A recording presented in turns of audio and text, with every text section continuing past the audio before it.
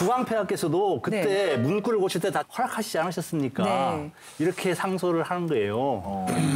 외교는 아웃소싱 줬으니까 우리가 부국강병에만 신경 쓰면 됩니다. 뭐 그런 논리인데 이 문구가 맞습니까, 그러면? 다만 외교에 대한 한 가지 문제만 잠깐 이웃나라에 맡긴 것이다. 잠깐 맡겼대요. 상소문에 나온 그대로 지금 옮겨놓은 겁니다. 너무 힘들다.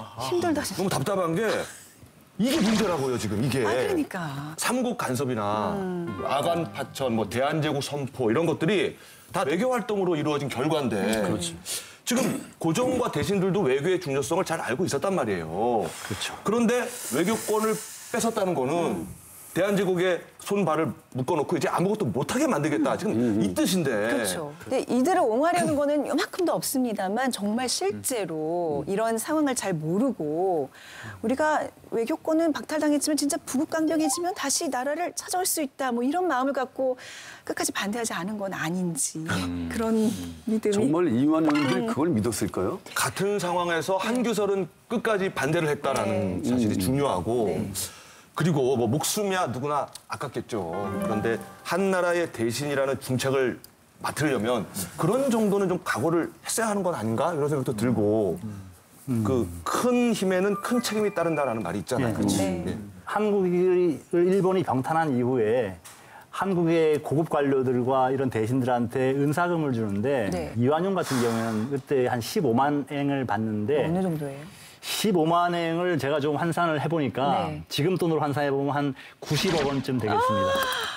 사실 나라 빨아먹은 대가치고는 높은 돈 아닙니까? 아니 정말 나라 팔아먹었다는 표현이 아깝지가 않네요. 네. 난 이것밖에 안 받았어. 그렇게 생각했을 수도 있어요. 그런데 지금 눈으로 보이는 게 90억쯤 될 것 같지 않아요? 속상해. 그게 좀 엄청난 혜택을 받고 있는 거잖아요. 시원하다. 저 을사조약이 한국 병탄의 프롤로그가 돼서 우리 민족이 그 위에 40년 동안 그래요. 핍박을 받았고 그래요. 지금까지도 그 후유증이 치료되지도 극복되지 못하고 지금까지 이어져 오는 거 아닙니까? 그럼 당시 그렇게 을사조약을 반대했던 참정 대신 한규설 이분은 어떻게 됐나요? 수호컨에 골방에 감금돼 있다 풀려나고요. 면직돼요. 면직되고 면직돼. 그다음에 이제 징계 풀린 다음에 일본에서 또 회유를 하고 싶잖아요. 그래서 남작 자기를 줬는데 거절했고요. 그래야지. 그 이후에 칩거 생활 하다가 네. 이제 조선교육회라는 단체를 만들어서 밀립대학 설립운동 같은 네. 거에 기반이 되는 중요한 단체인데 그런 데서 활동하는데 이분이 1930년대 초반에 인터뷰를 한 게 하나 있는데 그때 자기를 뭐라고 표현하냐면 밀행시라고 표현해요. 밀행시가 무슨 뜻이냐면 한자인데 네. 식지 않는 송장. 식지 않는 송장과 다름없는 내 신세 이렇게 살아도 산 게 얘기했던 아니다. 건데 이 당시 뭐 회고를 보면 뭐 본인이 그다음 막 울기도 하고 현장에서 거의 정신이 나가기도 하고 이런 모습들도 보였다고 하는데 이제 해결되지 않는 내면의 아픔을 갖고 살다 가지 않았을까 정도로 우리가 추정해 볼 수 있습니다. 아이고. 우리가 사육신도 있고 생육신도 있잖아요. 그래서 생육신 같은 심정이었던 것 같네요.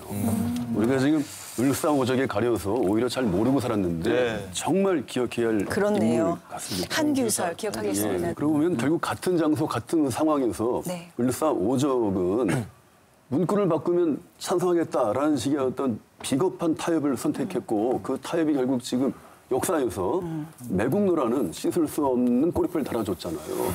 우리가 말이죠. 매 순간 뭔가를 선택하고 사는데 한 번 눈 감고 타협한 그 선택이 삶을 바꾸고 네. 결국엔 어마어마한 굉장한 나비 효과로 작용한다는 거. 그래서 우리가 늘 역사적 각성 깨어있는 게 정말 중요하다는 겁니다. 이게 학생들하고 얘기하다 보면 네. 사적인 장소에서 이런 얘기까지 제가 들어봤어요.